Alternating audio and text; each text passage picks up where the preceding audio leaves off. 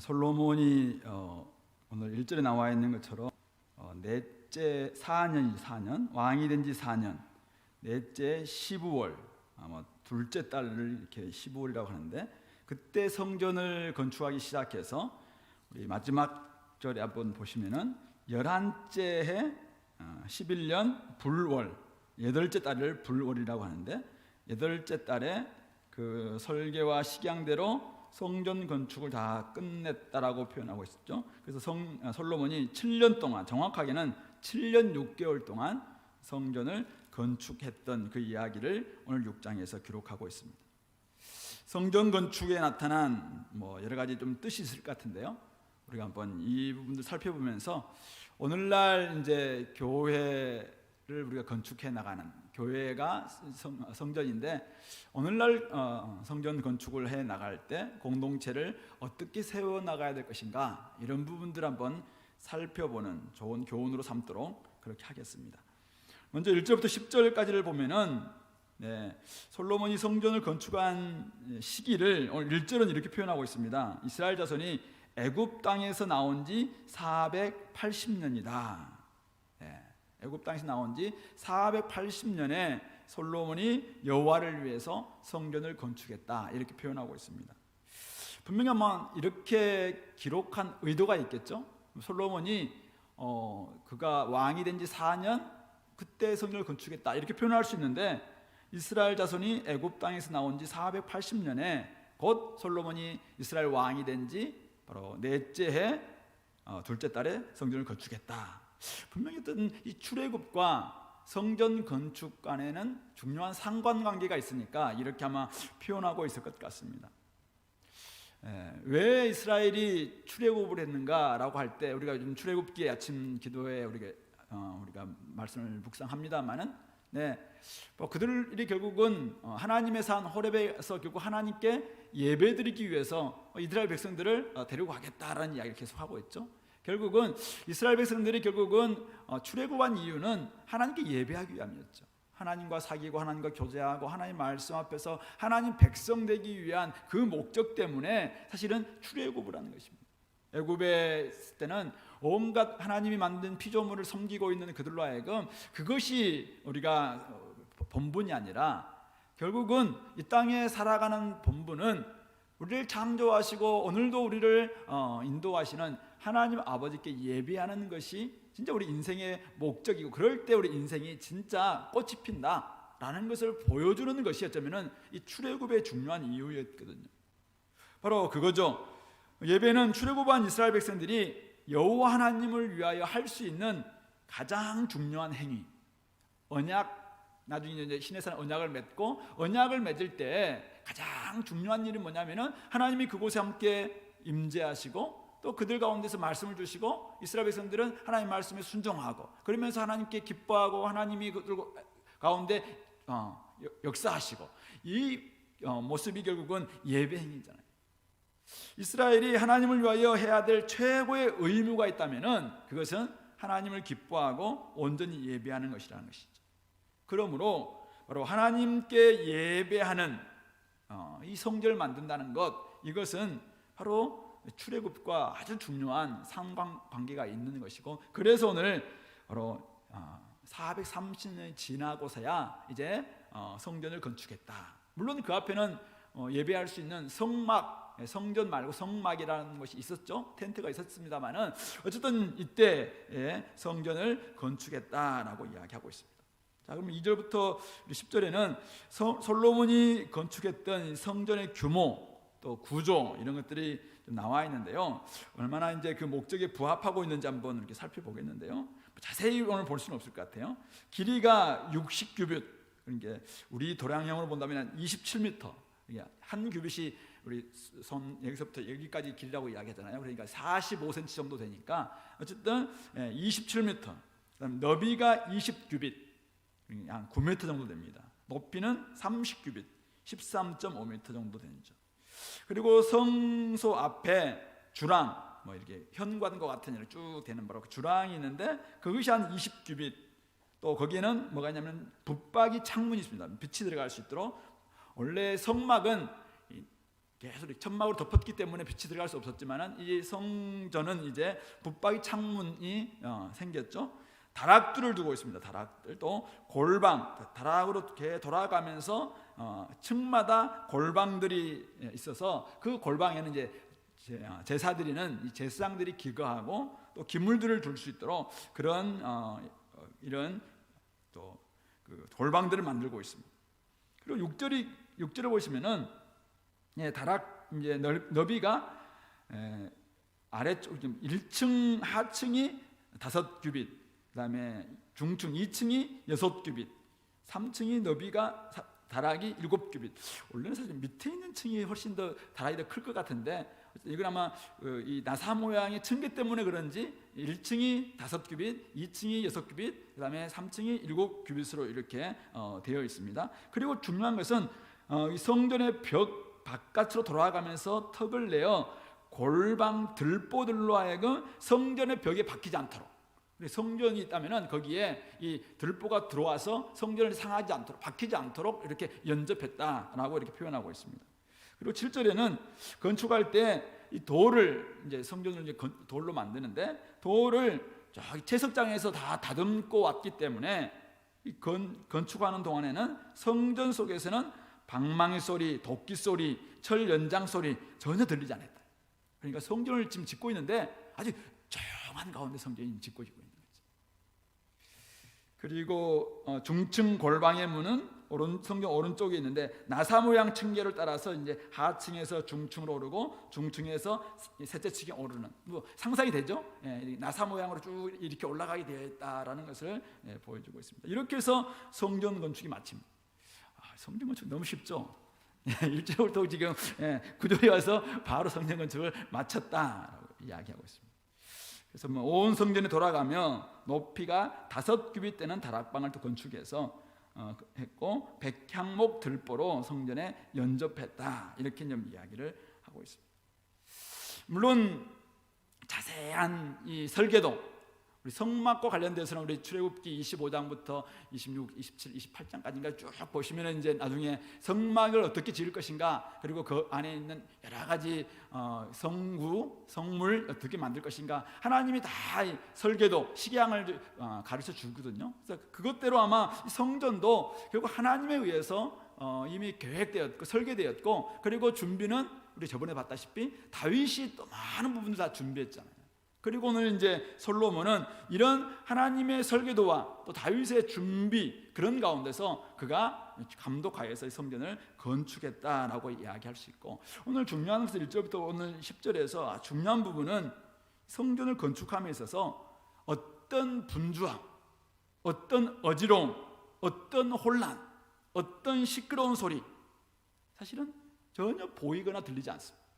하나님을 예배하는 지금 성전을 건축하는데 그냥 막 시끄럽게 정소리 나고 또 시끄러운 싸움이 들리고 이래라 저래라 하고 뭐 됐다가 안 됐다가 이런 모습은 전혀 들리지 않고 간단하게 그냥 탁탁탁탁 이렇게 해서 치우쳤다라고 이렇게 표현하고 있는, 너무 사실은 그냥 담백하게 이렇게 표현하고 있지만은 거기에는 어쨌든 좀 아무런 소리나 또 잡음이나 시끄러움이나 이런 분열, 이런 모습들은 찾아볼 수 없는, 도리어 빛이 들어오는 창문들이 있고 사람들이 들어오는 현관이 있고 제사장들이 드나드는 다락이 있고, 이걸 통해서 결국 그곳에 함께 제사를 드리는, 바로 그곳에서 예배 드리는 그곳에서 하나님의 빛이 쫙 임할 것 같은 이런 좀 장엄한 분위기만이 오늘 이 성전 건축에 드러나고 있다는 것입니다. 하나님과의 교제와 사귐, 그 예배잖아. 예배는 하나님과의 교제와 사귐이 예배인데, 이것은 출애굽, 우리가 구원받은 목적이자 또 성전 건축의 목적임을 오늘 우리가 보여주고 있습니다. 성전 안에서 하나님을 예배하고 하나님을 온전히 사귀고 또 교제하고 하나님 말씀 앞에서 온전히 나아가서 우리가 예배할 때 어떤 모습이 나타날 것입니다. 우리는 점점 그 예배를 통해서 하나님을 알아가고 하나님을 찬양하고 하나님께 기도하고, 이런 가운데 우리 속에는 진짜 하나님 어떤 분이신가, 이런 풍성한 사귐이 좀 하나님이 진짜 거룩하신 분이시구나, 하나님은 영광스러운 분이시구나, 하나님은 장엄한 정말 보좌에 앉아 계시는 분이시구나라는 것을 깨달으면서 우리가 하나님을 본받을 수 있는 그런 분위기가 될 수 있도록, 그런 모습이 될 수 있도록 이 성전이 그렇게 지금 만들어지고 있다는 것이죠. 오늘날 우리 성전, 다름 아닌 성전이신 예수님과 함께 연결되어 있는 우리 성도들의 모임이 오늘날은 성전이고, 또 우리 몸이 사실은 성전이잖아요. 그렇다면은 오늘 이런 성전의 목적에 따라서 오늘 우리의 성도의 모임인 이 교회도, 성전도, 또 우리 자신들도 하나님을 예배하고 하나님께 나아감으로 말미암아 이 성전된 이곳에서는 하나님과의 풍성한 사귐과 교제가 일어나고 하나님을 더욱더 알아감으로 말미암아 우리 속에 좀 그렇지 못했던, 하나님과 좀 달랐던 그런 모습들이 깎이고, 또 사실은 회개가 일어나고 다시 한번 돌아서게 되고, 이런 일들이 예배를 통해서 일어나야 되겠죠. 예배가 한 시간 동안 그냥 말씀 듣고 이따가 딱 가서 그게 끝나는 그런 게 아니라, 예배, 성전에 와서 예배할 때는 진짜 하나님의 영광스러운 모습을 경험하는 것이고, 빛되시고 진짜 죄라고는 찾아볼 수 없는 그 하나님이 온전히 우리와 함께 좀 만나주시는 거잖아요.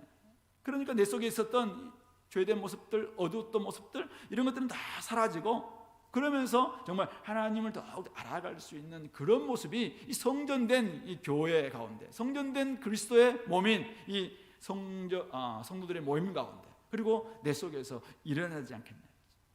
이미 출애굽을, 영적인 출애굽을 경험한 저와 여러분들이 이제 우리 삶 가운데서 정말 하나님을 예배하는 성전이 지금 세워지고 있다면은 바로 우리 속에서는 진짜 하나님을 알아가고 하나님을 사귀고 하나님과 풍성한 교제가 있는 그런 모습을 통해서 우리의 삶이 진짜 하나님을 더욱더 닮아가는, 이게 바로 경건이란 말이죠. 경건, 하나님을 닮아간다는 뜻이죠.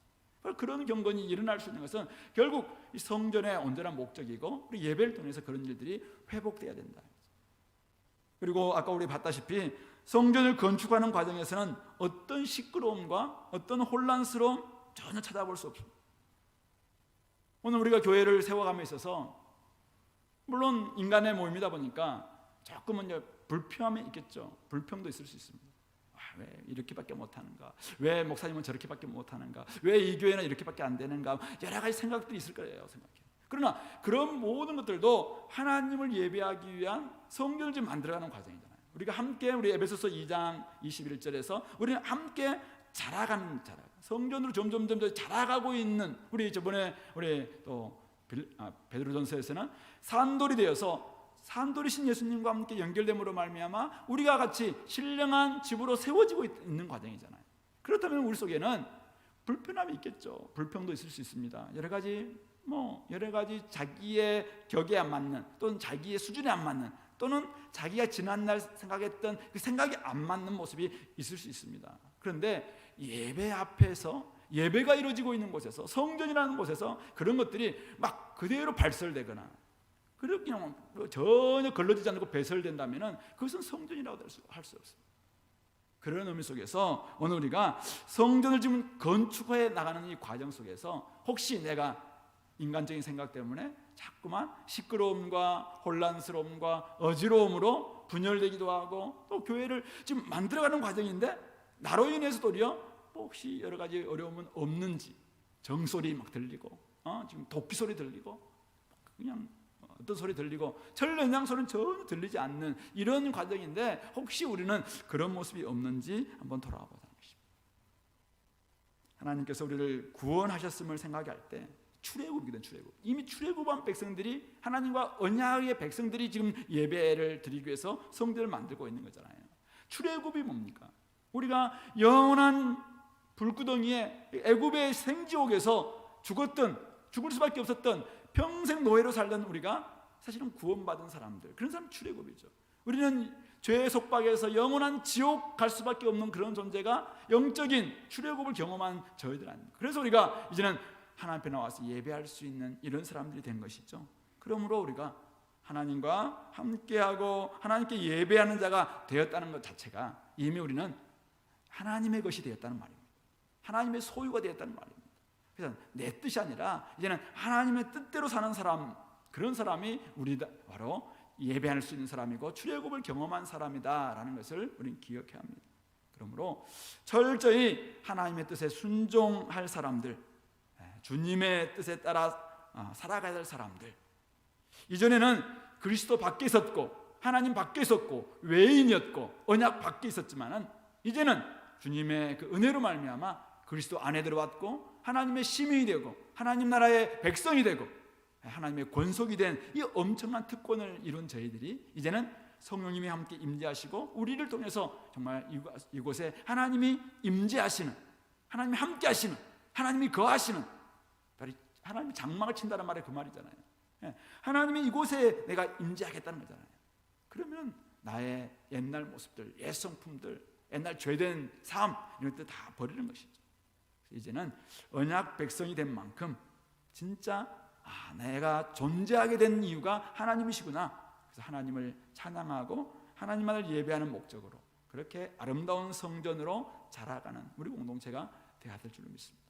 혹시 우리가 지금 성전이 한참 지어져 가고 있는 과정이에요. 우리 교회도. 그럴 때 혹시 내가 지금 나로 인해서 조금 어지러운, 시끄러운 이런 이야기가 나오지 않는지 스스로를 한번 돌아봤으면 좋겠고, 그리고 진짜 하나님을 예배하는 그런 존재인가, 내가 진짜 하나님의 소유된 자가 되었어.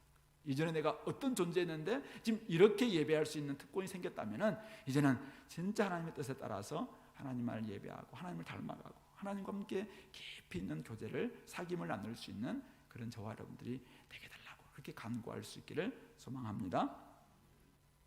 우리 11절부터 13절에서 외부 구조의 건축이 다 끝났을 때 하나님께서 솔로몬에게 말씀을 하십니다. 내가 지금 이 성전을 건축하는데 네가 만일 내 법도를 따르며 내 율례를 행하며 내 모든 계명을 지켜 그대로 행하면 내가 내 아버지 다윗에게 한 말을 내게 확실히 이룰 것이다. 내가 또한 이스라엘 자손 가운데 거하며 함께하며 내 백성 이스라엘을 버리지 아니할 것이다. 이런 말씀을 주십니다. 우리 잘 알다시피 사무엘하 7장 12절 13절 나단 선지자가 다윗에게 주셨던 그 말씀이죠. 다윗과의 언약의 말씀인데요. 다윗이 원래는 자기가 건축하고 싶어 했잖아요. 근데 하나님께서 아서라라고 하시면서 나단 선지자를 통해서 말씀 주셨던 말이 바로 그 말입니다. 바로 너의 아들에게서 나를 아들이 이제는 건축하게 될 것이다 라고 하면서, 중요한 것은 내가 너의 나라를 지켜주지 네가 나의 집을 다시 짓는 존재가 아니다. 그래서 내가 끝까지 너의 나라를 영원토록 지켜줄 텐데 하는 조건이 있다는 조건. 조건이 뭡니까? 오늘 여기 나와 있는 것처럼 내가 네 아버지 다윗에게 한 말을 내게 확실히 이룰 수 있는 조건은 그 앞에 있는 거죠. 내 법도를 따르며 내 율례를 행하며 내 모든 계명을 그대로 지켜 행하면 그렇게 될 것이다. 하나님께서 지켜주시고 거하시고 인도하시는 삶, 이스라엘의 특권입니다. 그런데 그 특권이 계속 이어지기 위해서는, 즉 하나님이 그들 가운데 거하시고 하나님이 그들 가운데서 떠나지 않을 수 있는 유일한 조건이 있어요. 그 조건이 뭡니까? 바로 성전 건축으로 끝나지 않고 말씀 순종으로 이어져야 된다는 말씀. 하나님의 율례, 하나님의 법도, 하나님의 명령, 그 말씀에 순종할 때 진짜 그것이 성전 건축이고, 그럴 때 하나님은 그들 가운데 거하시고 그들을 떠나지 않겠다, 그렇게 약속하고 있는 것입니다. 한마디로 말해서 삶이 제대로 건축돼야 된다라는 것을 의미하고 있는 것입니다. 14절부터 22절도 계속 그 연장선상에서 우리가 좀 보겠는데요, 솔로몬이 성전 건축을 마치고 성전 안벽을 백향목으로 입히고 16절에 보시면은 거기에 성전의 내소, 곧 지성소를 만듭니다.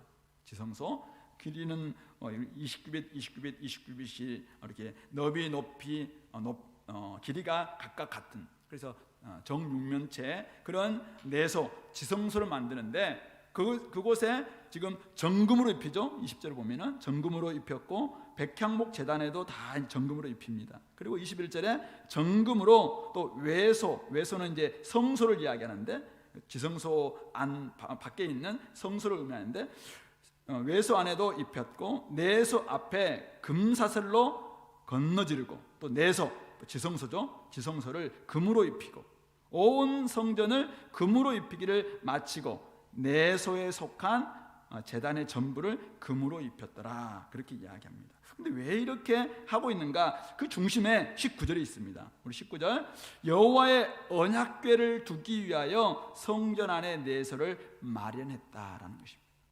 하나님의 언약궤, 하나님의 언약의 말씀이 담겨 있는 법궤가 바로 그 지성소 안에 있는 것이죠. 지성소 법궤 위가 이제 하나님의 은혜가 딱 내려온다 해서 시음좌라고 이야기하잖아요. 하나님의 은혜를 이렇게 시해 주는, 그래서 그런 좌가 하나님이 딱 있는 바로 그 법궤가 바로 지성소 안에 있으니까 하나님이 진짜 임재하는 곳은 그 내소, 지성소라는 것이죠. 그러므로 하나님의 영광스러움을 상징하는 금으로 다 지금 입히고 있는 것입니다. 하나님의 말씀이 그곳에 있고 하나님 말씀이 이스라엘 가운데 선포되고 바로 하나님이 그곳에 있다는 것을 보여주기 위해서 거기에 전부 다 지금 정금으로 다 입히고 있는 이런 모습을 보여주고 있는 것이죠. 아무리 멋진 성전을 건축해도 그 성전 안에 여호와의 언약궤가 없다면 그것은 사실은 집에 불과한 것이죠. 멋진 집에 불과한 것입니다. 성전의 핵심은 여호와의 언약궤가 있는 지성소이고, 그래서 그곳을 가장 거룩한 곳, 하나님께서 임재하시는 장소, 하나님의 은혜가 임하는 장소, 그렇게 우리 지성소 그렇게 부르는 것입니다. 하나님의 언약궤는 단지 어떤 그냥 나무로 만든 궤짝이 아닙니다. 그것은 그리고 아주 오래된 옛날 저기 모세가 받았던 십계명 돌판 2개가 있는 아주 박물관 같은 아주 고가품, 아니면 귀중한 보물이 들어있는 바로 그것이 아니죠. 물론 돈으로 살 수 없는 엄청난 가치는 있겠죠. 그러나 바로 그것은 여호와의 언약궤는 무엇입니까?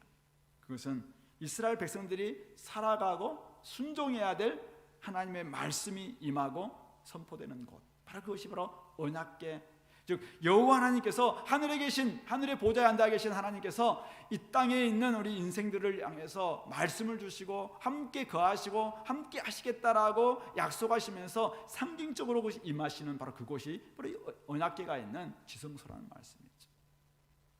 그런 의미에서 하나님 말씀 앞에서, 언약의 말씀 앞에서 이스라엘 백성들은 자신을 돌아보면서 자신의 모든 죄들을 회개하고, 그런 가운데 그렇게 할 때 진짜 하나님과의 온전한 사귐이 일어나는 수 있는 것이고, 다시 한번 하나님 앞에 나아가서 하나님의 은혜를 얻고 또 이 인생길을 걸어갈 수가 있는 것이죠. 하나님은 그의 소유된 백성을 끝까지 인도하시는 분이십니다. 근데 단 하나의 조건이 있다면 그것은 하나님의 말씀 그대로 순종할 때입니다. 성전 건축이 아무리 멋져도 오늘날도 우리나라에 좀 서울에 가보면은 성전 건축, 성전이라고 이렇게 이름하면서 얼마나 멋지게 하셨습니까? 가까운 거리에 있는 S교회도 그렇고, 저기 중부에 있는 무슨 교회도 가보면 그 앞에서 너무 이렇게 멋진 건물 있습니다. 그래서 어떤 데는 진짜 성전, 이렇게 예루살렘 성전이라고 이름하기도 하고 그렇게 하죠. 그러나 진짜 그곳에 아무리 멋진 건물을 수백억 들여서 만들었다 할지라도 말씀의 순종으로 이어지지 않는다면 그곳에 있는 사람들이, 목회자가, 장로님들이, 평신도들이 하나님 말씀 앞에 말씀이 선포되는 그 말씀을 듣지만은 그 말씀으로 순종으로 이어지지 않는다면 그것은 진짜 멋진 집에 불과합니다. 성전인 모임도 마찬가지죠. 아무리 풍성한 그 이 안에서 진짜 즐거움도 있고 풍성한 나눔도 있고 교제도 있고, 이 안에 오면은 너무 재밌어요. 집에도 가기 싫어, 또 만나고 싶어. 너무나 보고 싶어서 돌아서면 또 다시 만나고 싶어. 근데 중요한 것은 말씀의 순종으로 연결되지 않아요. 그렇다면은 좋은 모임일 뿐이죠. 저 동호회 비슷한 거예요. 동호회 비슷한. 산악회, 등산회 이런 거 있잖아요. 그거 하면은 이 사람들 절대 헤어지기 싫어하거든요. 만나면 또 보고 싶고, 아무리 좋은 직분을 가졌어도 말씀에 순종하지 않는다면은 그냥 그들은 좋은 사람들일 뿐이라.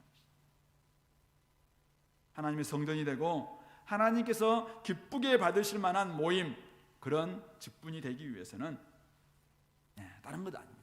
오직 하나님 말씀, 이 언약의 말씀이 그들 지금 가장 거룩한 그곳에 다 이렇게 있으면서 그 안에서 늘 이스라엘에게 이 말씀을 선포하셨던 것처럼 이 말씀에 순종함이 뒤따라와야 된다는 말씀.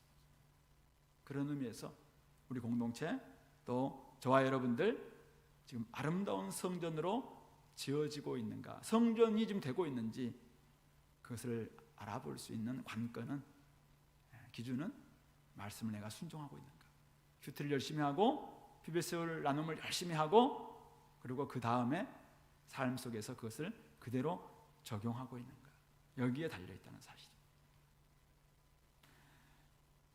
각자에게 하나님께서 임하시고 말씀하시는 이 지성소가 한번 마련되고 있는지 한번 좀 돌아봤으면 좋겠습니다. 그 지성소는 오늘 뭘로 입혀졌어요?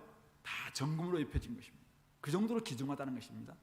이 지성소는 하나님이 임재하시는 곳이기 때문에 그냥 동, 철, 구리 뭐 이런 게 아니에요. 정금으로 입혀진 곳입니다.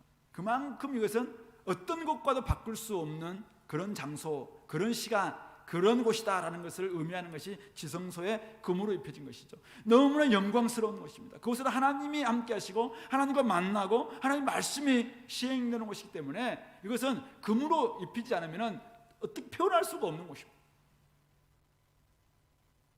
언약의 하나님께서 이스라엘을 선한 길로 인도하셨지만은 그들은 상황과 형편에 따라서 하나님 말씀 대신 욕심의 마음을 빼앗기고 넘어지고 말았습니다. 그럴 때 어떻게 됩니까? 결국 그들은 언약궤를 그냥 무슨 뭐죠, 이게 옛날에 족보 뭐죠, 넣고 다니는 거, 부적처럼 여기는 사람들 앞에서 그냥 빼앗기는 거죠. 빼앗기는. 하나님 말씀 순종하지 않는 사람들이 우리는 법기를 가지고 있다, 우리는 말씀을 하나님이 함께하고 계시다, 이것은 미신에 부과하다는 것이죠. 미신. 그냥 부적 들고 있으면서 자기가 막 뭐 나는 괜찮다 이런 것과 거의 비슷하다는 것이죠. 이거는 온전한 신앙이 아닙니다. 중요한 것은 이 말씀 앞에, 하나님 앞에 순종하는 하나인 거죠. 오늘 저와 여러분도 마찬가지입니다. 성령의 법과 지금 육체의 법이 여전히 우리 속에 공존하잖아요. 성령의 법이 우리를 제대로 이끌 때 우리 삶에는 성령의 열매를 맺는 반면 육체의 법이 이끌면 육체의 열매를 맺게 되어 있습니다. 성령께서 우리를 어떻게 이끌어 가십니까? 성령님이 막 음성을 주시면서 야, 이렇게 살아라, 막 이렇게 철진아 어디로 가라, 막 이렇게 할까요? 성령님은 철저 진리의 영이잖아요. 그리스도의 영이잖아요. 하나님은, 성령은 성경의 저자잖아요. 그러므로 성령은 어떻게 우리를 인도하시냐면은 성경 말씀으로 인도하시는 것이죠. 성경 말씀을, 하나님 말씀을 최고의 잣대와 기준으로 제시하시면서 이 말씀에 순종하기를 원하시는 분이 우리 성령님이십니다. 근데 문제는 뭐냐면은 성령님께서 강제로 그 말씀을 우리에게 주입하지는 않는다는 것이죠. 왜요? 인격적인 분이시니까. 중요한 것은 우리가 자발적인 태도로 순종해야 됩니다. 그럴 때 우리는 성령의 열매를 맺을 수가 있습니다. 그렇게 하기 위해서는 날마다 우리가 마련한 금으로 입힌 아무에게도 빼앗길 수 없는 지성소에 나아가서 하나님을 만나고 하나님 말씀을 듣고 하나님 말씀에 순종하는 삶이 뒤따라야 된다는 말씀. 이것은 어떤 것과도 빼앗길 수 없는 지성소. 그럴 때 우리는 성령의 열매를 맺게 되어 있습니다. 하나님과 함께하는 만나는 시간. 그래서 우리는 그 시간을 지성소라고 이야기하는 거예요. 당연히 그곳은 가장 거룩한 곳이기 때문에 정금으로, 눈에 보이지 않지만 정금으로 입혀졌을 것입니다. 하나님의 말씀에 순종하고 하나님께서 다스리시는 곳이기 때문에 정금으로 입혀질 수밖에 없습니다.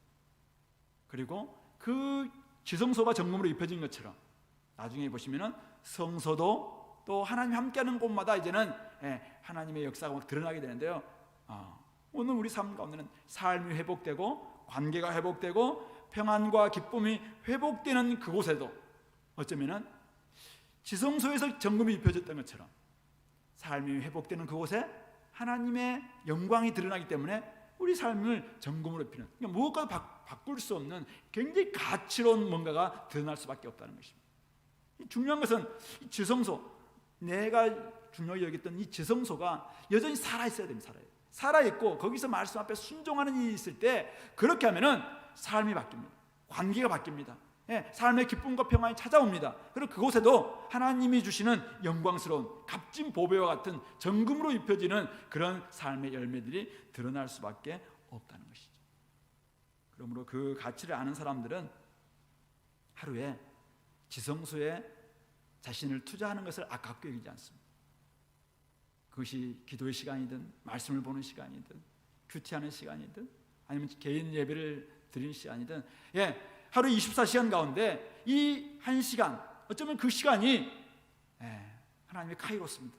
이것은 어쩌면 24시간보다 양적으로는 1시간일 수밖에 없을 수 있어요. 그러나 그 시간에 여러분들이 진짜 정금으로 입혔기 때문에 이 시간은 나머지 23시간과 바꿀 수 없는 엄청난 가치가 있는 것이고, 결국 이 1시간의 지성소로 말미암아 여러분들의 23시간 또한 하나님이 역사하시는 지성소의 가치와 같은 정금으로 입혀지는 보배, 값진 보배의 삶이 나타날 수밖에, 열매가 드러날 수밖에 없다는 사실이죠.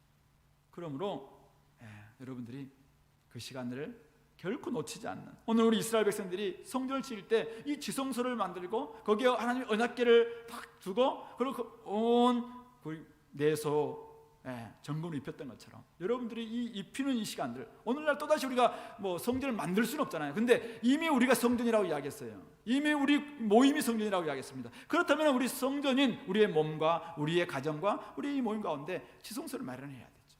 거기에 정금으로 입히는 그런 모습이 필요한 것입니다. 어쨌든 하나님을 만나는 시간이 우리의 삶에 정금으로 입히는 시간임을 진짜 믿는다면은, 진짜 이것을, 이 가치를 알고, 그래서 하나님의 역사하실 때 영광스럽고 아름다운 열매들이 맺을 것이다 라는 것을 깨닫는 사람들이라면은 그 시간을 결코 포기할 수 없을 겁니다. 생각해 보세요. 그게 다 정금인데, 그게 정말 순금인데 어떻게 그걸 포기하느냐. 이게 우리의 삶을 다 순금으로 바꿀 수 있다라고 믿는 사람이라면 이 시간을 결코 포기할 수 없는 것이죠.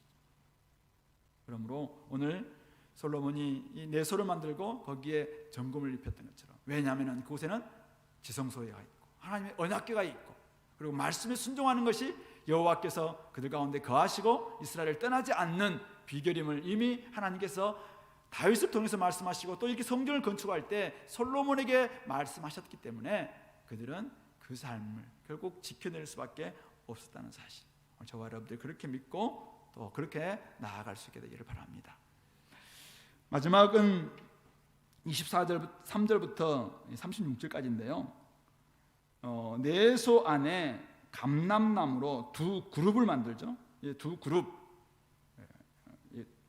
영어로 그룹이 아니죠. 신천지에서 이것을 그룹으로 해가지고 막 무식을 한번 아시잖아요. 이것은 천사와의 모습이죠. 6개 날개가 있고 막 있는 그런, 지금 이 내소를 지키고 있는 하나님의 좀 뭐랄까요, 수문장 같은 이런 존재가 좀 그룹이 딱 있습니다. 그룹을 만들었는데 높이가 각각 10규빗, 한 그룹에 이쪽 날개 5규빗, 저쪽 날개 5규빗, 그리고 뭐 이쪽 날개와 두 그룹이 있는데 양쪽에 10규빗의 날개를 가지고 있는 두 그룹이 딱 이렇게 팔을 딱 벌리고 있어요. 그래서 20규빗이 되는 거죠. 이게 왜 지금 지성소 전체를 딱 덮고 있는 거죠. 그 언약궤 위에 딱 지키고 있는 이런 모습이 지금 나타나고 있습니다. 그리고 27절을 보시면 내소 가운데 그룹을 또 두었다고 이야기합니다. 그룹들의 날개가 펴져 있는데 이쪽 그룹의 날개는 이쪽 벽에, 저쪽 그룹 날개는 저쪽 벽에, 성전의 중앙에 서로 닿았더라. 그리고 금으로 그룹을 입혔습니다.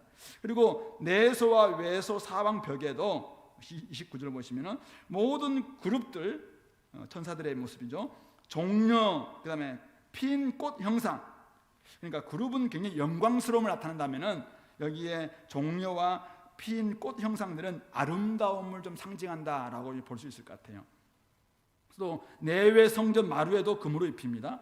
내소에 들어가는 곳에는 감람나무로 문을 만들죠. 지성소로 들어가는데 문을 만들었어요. 그래서 그 문인방, 문설주 다 벽의 5분의 1이고 또 감람나무로 그 문 두 짝을 만듭니다. 그리고 거기다 또 그룹, 또 종려, 핀꽃 아로새기고 있습니다. 금으로 다 입히고 있죠. 예. 그리고 외소, 이제 지성소 밖에 있는 성소를 의미하는데 33절 보면은 외소의 문을 위해서 감람나무로 문설주를 만듭니다. 기둥. 예, 벽의 4분의 1이고 두 문짝은 잣나무로 만듭니다. 그래서 이 문짝도 두 짝으로 딱 접게 되어 있고 그다음에 35절 보면은 그 문짝에도 그룹들, 종려, 또 핀 꽃, 결국 영광스러움과 아름다움을 함께 이렇게 나타나고 있는 거죠. 그리고 금으로 입히고 있습니다. 36절에 다듬은 돌 3켜와 백양목 두꺼운 판자 1켜로 둘러서 안뜰, 이제 안쪽 뜰까지 만든 것으로 오늘 이렇게 나타납니다. 그렇게 해서 넷째 15월 여호와의 성전 기초를 쌓았고 11째 달 불월 때 마쳤다라는 이야기를 37절부터 38절에서 하고 있는 것입니다. 여기에 중요한 두 가지 정도 특징을 우리가 볼 수 있는데요. 하나는 지성소에 들어갈 수 있는 문이 있죠. 지성소, 하나님이 계시는 그곳에 들어갈 수 있는 문이 있습니다. 문을 만들었습니다. 그죠? 문을 만들고 거기에 아까 우리 그룹들과 종려와 핀 꽃 형상을 다 아로새기고 있는, 그러니까 문이 있으니까 문설주가 있고 문짝이 있고 이런 것을 만들었다는 것입니다. 그리고 내소, 외소, 안과 또 문과 문짝 다 거기에는 이 그룹들, 그러니까 하나님의 천사들 딱 지키고 있는, 하나님이 함께하고 있다라는 것을 보여주고 있는. 그래서 어떤 분들은 이제 이 성전을 원래 작은 우주라고 이렇게 표현하고 있잖아요. 그래서 우리 성전 바깥들을 이 땅, 그래서 거기에는 바다도 있고 땅도 있는 이 땅을 좀 상징하고 있고, 그다음에 성전 딱 들어가면은 외소가 이제 하늘을, 눈에 보이는 하늘을 상징하고, 그리고 지성소로 들어가면은 그곳은 눈에 보이지 않는 하늘, 하나님이 계시는 하늘을 상징한다. 그렇게 해서 이제 우리 성전은 정말 소우주다라고 이제 그런 책도 있고 또 그렇게 많이 발표도 하고 그렇게 합니다. 근데 중요한 것은 어쨌든 바로 거기에 하늘에 속해 있는 성소와 지성소, 하나님이 계신 곳에 다 지금 그룹들이 지키고 있다라는 것을 좀 보여주고 있는 것이죠. 뭘 의미하고 있습니까? 지성소에 들어갈 수 있는 문이 만들어졌지만은 지성소는 아무나 들어갈 수 없습니다. 오직 제사장들, 대제사장만 1년에 딱 한 번 들어가죠. 하나님이 계신 그곳에는 사실은 오늘 성전은 왜 만들었다고 했죠? 하나님께 예배하고 하나님과 사귀고 하나님과 교제하기 위해서 만들었습니다. 그래서 그렇게 하라고 지금 지성소의 문까지 만들었잖아요. 문 열고 들어와서 하나님 만나라고 만들었습니다. 그런데 인생으로서는 아무도 들어갈 수가 없어요. 왜요? 죄가 있기 때문에. 모든 인생은, 모든 사람이 죄를 범하였음에 하나님의 영광에 이르지 못하더니, 우리 로마서 3장 23절 말씀이 보여주고 있는 그림이 바로 이 그림이죠. 하나님의 지성소가 있습니다. 하나님의 영광이 있는 그곳이 있습니다. 그런데 그곳에는 모든 사람이 죄를 범하였음에 아무 들어갈 수가 없어요. 원래 문까지 만들어놔서 들어올 수 있게 만들어 주었음에도 불구하고 우리 인생들은 아무 들어갈 수 없는, 이 죄 때문에, 이 죄가 하나님과 우리 사이를 가로막았다라는 것을 보여주고 있는 것이죠. 뿐만 아니라 바로 그곳에는 거룩하신 하나님의 임재가 있는 곳이기 때문에 그룹들이 딱 지키고 있는 거예요. 그래서 죄인들로 하여금 얼씬도 하지 못하도록 들어가는 순간 그 그룹들이 그냥 어떻게 할 것 같은 그 무서움 때문에 감히 얼씬도 할 수 없는 바로 그곳이 지금 지성소와 성소의 모습임을 보여주고 있습니다. 분명히 성전은 하나님을 만나고 하나님의 말씀이 임하고 하나님의 은혜가 내려지는 곳으로 계획되었음에도 불구하고 죄로 인해서 인생들은 그곳에 얼씬도 하지 못했고 감히 누구도 들어갈 수 없는 그런 곳이 되어 있는, 우리 인간의 지금 얼마나 실존이 철저히 하나님 앞에 나아갈 수 없는 존재가 되었다라는 것을 보여주고 있는, 너무 사실 아이러니죠. 성전은 하나님께 만나는 곳으로 계획되었지만은, 근데 문까지 만들어놨지만은 감히 하나님께 나아갈 수 없을 만큼 인간이 죄에 철저히 찌들려 있었고 하나님 앞에 나아갈 수 없는 그런 존재가 되었다는 사실. 그만큼 인간이 가지고 있는 이 죄 문제를 하나님은 크게 보셨다라는 것을 보여주고 있는 것입니다. 그런데 오늘 2000년 오늘 우리들에게는 신약시대에 살고 있는 저와 여러분들에게는 어떤 일이 벌어졌습니까? 아무도 들어갈 수 없었고 대제사장도 1년에 한 번밖에 들어갈 수 없었던, 그래서 어떤 경우에는 죄 때문에 사실은 죽어서 나올 수밖에 없었던 그 지성소에 이제는 문이 활짝 열렸고 휘장이 완전히 위에서 아래로 찢어졌고 이제는 문이 활짝 열려서 새로운 살 길이 열려서 이제는 누구든지 예수 그리스도를 믿는 사람들은 누구든지 담대하게 그 길로 나아가게 되었다는 사실. 이것이 바로 옛날의 성전과 오늘날 우리 성전을 비교해 볼 때 엄청난 은혜, 아니 비교할 수 없는 은혜다라는 것을 말씀하고 있는 것입니다. 지성소와 성소를 가로막았던 휘장이 찢어졌을 뿐만 아니라 문이 활짝 열렸습니다. 예수 그리스도를 힘입어 하나님 임재 앞으로 담대하게 나아가게 되었습니다. 어떻게 가능했습니까? 바로 누구든지 새로운 문 대신, 양의 문 대신 우리 예수님을 통해서 이제는 누구든지 자유롭게 하나님께 나아가서 의인된 우리의 모습으로, 옛날엔 죄인이었지만 죄인이었을 때는 나아갈 수 없었어요. 그러나 이제는 예수님의 그 의를 덧입어서 힘입어서 이제 의인이 되었기 때문에, 의롭다 하심을 입었기 때문에 담대하게 주 앞에 나아갈 존재가 되었다는 것이죠. 바로 그것을 로마서 5장 1절 2절에서는 믿음으로 의롭다 하심을 받았으니 하나님과 화평을 누리고 하나님의 영광을 바라고 즐거워하며 살게 되었다라고 표현하고 있는 것입니다. 이제는 우리가 하나님과 온전히 사귀게 되었고 하나님의 영광을 바라보면서, 아직은 그 영광을 온전히 본 건 아니에요. 그러나 이제는 하나님의 영광을 본 저희들이 나중에 영광, 마지막 임하게 되는 영광을 바라보면서 고난 가운데 있지만은, 힘든 가운데 있지만은 즐거워하면서 살아갈 수 있는 그런 존재가 되는 것이 우리들에게 임한 예수 그리스도와 그 은혜이고 그 사랑이고 오늘 우리가 담대히 하나님 앞에 나아가게 되었다는 사실이죠. 여전히 어려움이 있을 때마다 때를 따라 돕는 은혜를 얻기 위해서 은혜의 보좌 앞에 담대히 나아가 기도하기만 하면은 하나님께서 응답해 주시는 것도, 우리에게 어떤 능력이 있겠습니까? 우리가 어떤 힘이 있겠습니까?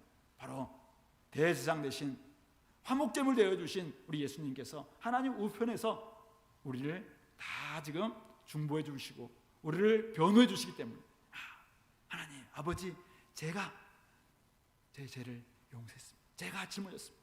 제가 감당했습니다. 제가 책임지겠습니다.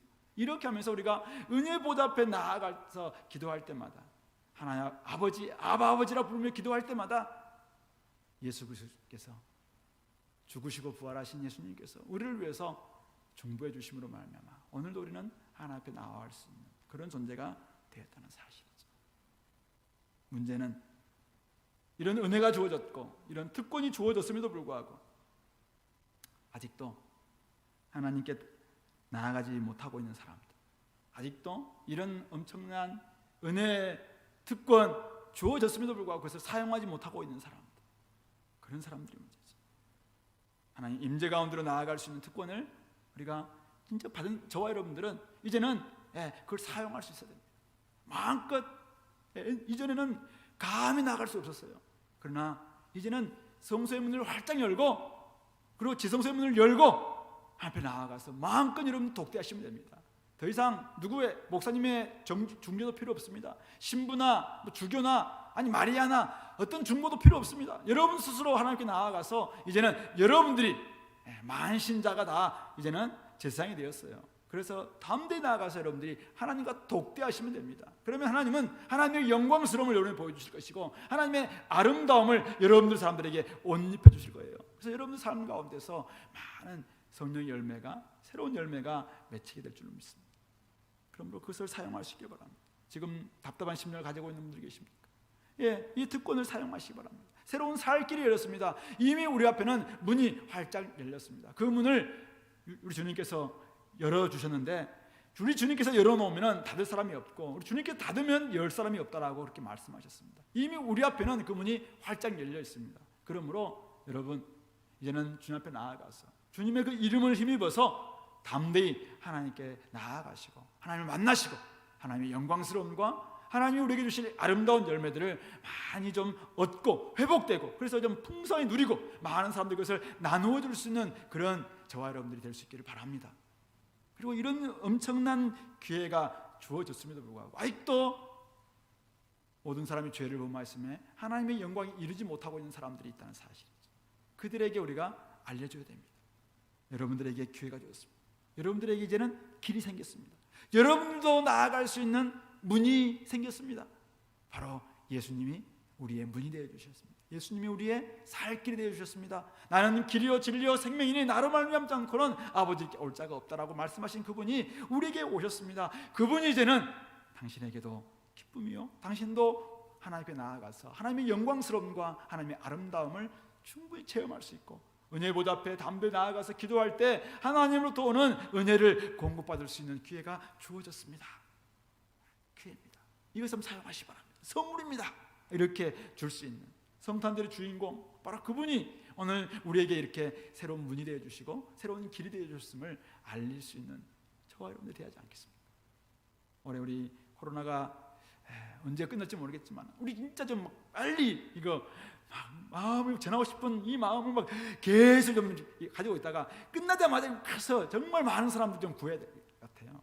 우리가 그 열정들이 좀 식지 않도록 끊임없이 이 엄청난 놀라운 사실들이 우리에게 주어졌다는 것을 더 묵상하시고, 이번 성탄절 여러분들에게 진짜 막 너무나도 알려주고 싶은데 알릴 수 없는 이 답답함, 그래서 그 이발사인가 누군가요 막 대나무밭에서 막 외쳤던 것처럼 우리도 좀 그렇게 할 수 있도록 그 마음을 잘 준비해서 나중에 어떻게든지 그들을 살리는 역사, 그래서 그들도 하나님의 영광스러움과 하나님의 그 아름다움 풍성하신 그 은혜 앞으로 나올 수 있도록 길을 되어줄 수 있는 저와 여러분들 될 수 있기를 소망합니다. 말씀을 정리합니다. 7년 6개월 공사 끝에 성전 건축 다 끝났습니다. 그 설계 식양대로 성전 건축이 다 완성되었습니다. 그러나 아까도 들었다시피 성전 건축은 집이 세워졌다고 해서 끝난 것이 아니라는 사실이죠. 이제부터는 하나님이 주신 말씀대로 살아가는 삶의 성전, 삶으로 통해서 삶으로 예배하는 성전 건축을 해나가야 될 때입니다. 저와 여러분들 성전된 교회에서 정말 하나님께 온전한 예배를 드리고 또 말씀 앞에서 날마다 말씀을 잘 듣고 지성소를 이름 잘 정말 가꾸고 그것을 결코 어떤 누구와도 포기하지 않는 그런 모습을 잘 간직하실 뿐만 아니라 거기서 들었던 말씀, 거기서 만났던 하나님, 그 하나님을 이제는 삶에 정말 적용하는 거예요. 그래서 우리 삶이 새롭게 건축될 수 있도록. 옛날에는 빛이 없었습니다. 옛날에는 영광스럽도 없었어요. 사람들일 때 좀 왠지 좀 안 돼 보이는 그런 모습이었다면 이제는 돈이 없어도 집이 없어도 이 땅에서 삐까번쩍한 뭐가 없어도 진짜 우리 속에 하나님이 계심으로 말미암는 그 영광, 그 빛, 그 아름다움, 그것이 우리 삶을 다시 세워갈 수 있도록, 이게 삶의 새로운 성전 건축이 아닐까 생각하는데 그렇게 될 수 있도록, 그래서 우리 삶의 모든 영역에서 살아계신 하나님, 우리 아버지 하나님께 영광 올려드릴 수 있는 우리 교회에 우리 모든 성도들 될 수 있기를 소망합니다. 이 시간에 우리 가정에서 예배드리는 우리 모든 지체들도 마찬가지입니다. 그곳에서 비록 예배드린다 할지라도 그곳이 성전입니다.